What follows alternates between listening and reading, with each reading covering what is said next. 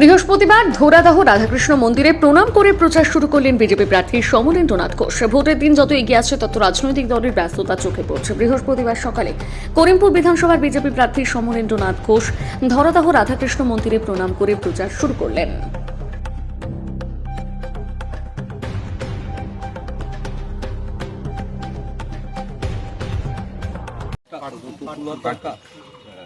নমস্কার, আমি বিজেপি পার্টির প্রার্থী সমরেন্দ্রনাথ ঘোষ বলছি।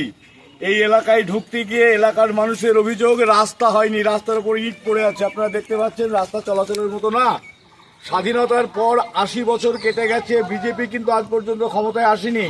আমি কথা দিচ্ছি, ভারতবর্ষের রাজনীতিতে বিজেপি যখন ক্ষমতায় আছে, পশ্চিমবঙ্গে এবার সরকার আসবে বিজেপির, এবং এখানে বিজেপি পদ্মফুলের প্রার্থী হিসেবে আমি জিতব। জেতার পর এই সমস্ত তৃণমূলের দুর্নীতির কারণে, কাটমানির কারণে যে রাস্তাগুলো মানুষের বিশেষ প্রয়োজন, সেই রাস্তাগুলো যেগুলো হয়নি সেগুলো অবশ্যই দেখব। করিমপুরের মানুষ যে বঞ্চিত তার জ্বলন্ত প্রমাণ হচ্ছে এই রাস্তা। আপনারা দেখতে পাচ্ছেন এলাকার মানুষজন তারা বলছেন যে এই রাস্তার এই অবস্থা, কেন এই অবস্থা।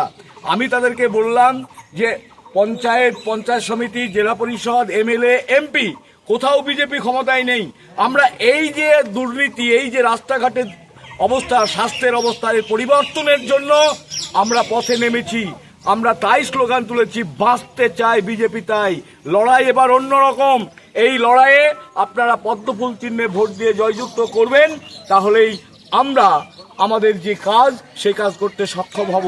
শুধু শুধু বিজেপিকে অপরাধী নয়, তৃণমূলের প্রার্থী যখন এদিক দিয়ে আসবে একবার বলবেন এর উপর দিয়ে হেঁটে যেতে।